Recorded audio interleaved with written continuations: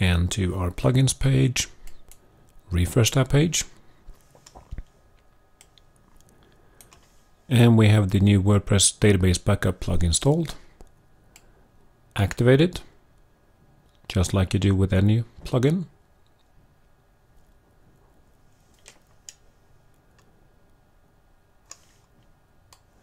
And down here it will say, it'll be marked as green, active. Now we go to Manage, Backup.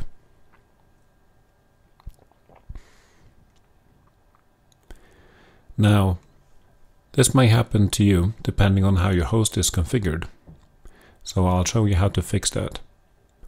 In order to save files, the backup plugin needs to write them to a directory. Now this directory is placed inside the WordPress content directory, and depending on the write permissions for that directory, it may or may not be able to create this directory and write files into it. So let's go back to our FTP program.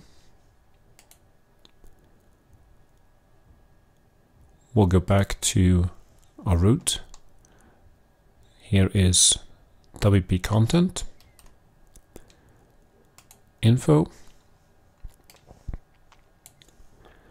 and we'll give write access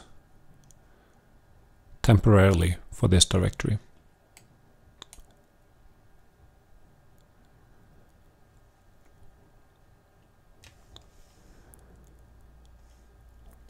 We'll go back to the browser and refresh, and those error messages are gone. On the Manage Backup page, you will see all the core WordPress tables for this particular blog on your left. If you have multiple blogs in the same database, those table names for the other blogs will be listed here on the right. On the right, you will also see any tables used by WordPress plugins that are not part of the core WordPress tables. If you just want to make a backup of the core WordPress tables, just leave these alone. If you want to make sure that you back up everything, you can click Select All, and every table in the WordPress database will be backed up. Keep in mind, this will generate a rather large backup file. Down here you have several options on how to back up. You can save the files to the server, you can download it to a computer immediately, or you can email the backup to an email address of your choosing. The safest option is download to your computer. One reason why you may not want to leave your files on the server is that if somebody guesses this directory name, they can download your backup. And your backup file contains sensitive information, including the hash of your password that you use to log into WordPress.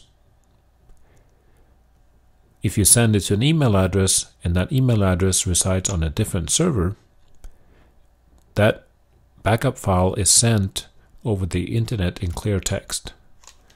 There's no encryption. So if somebody were to intercept your backup file, although that is unlikely, they can do the same things if they were able to download it from your website. So the safest option is to download to your computer. Click Backup.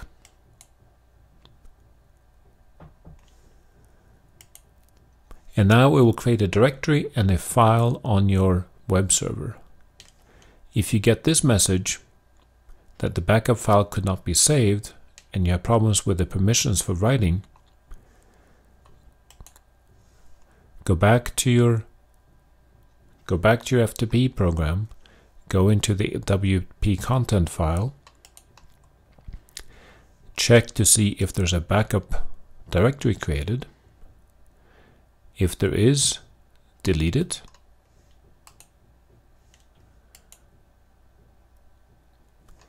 And then create it again. And it's important that you use that same file name. Once you've created the directory, again look at the permissions, make sure they're writable for everyone, apply.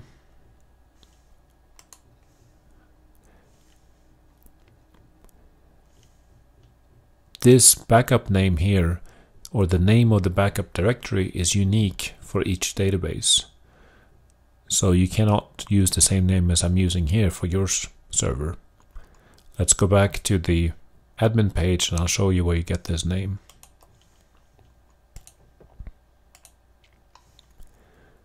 This is where you see the exact directory name that you should be using. Now let's try to do a backup again. And this time it works better. It's creating the files, and since we selected everything, this is going to take a little while.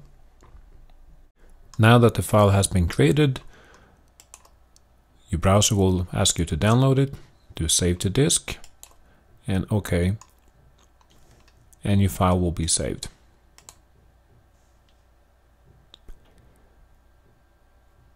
And it will have today's date in the file name as is. So what's the advantage of using this plugin versus using a regular database admin program? Well, the advantage is down here. You can schedule a backup. So you can say that every day you want to send a backup to your email address, or you want to send it once a week or once an hour. And this way you can automate your backup procedure, because most people don't do the backups manually. So the only way to make sure that you have a backup that's current, which means at least once a day, is to schedule it, automate it using this plugin.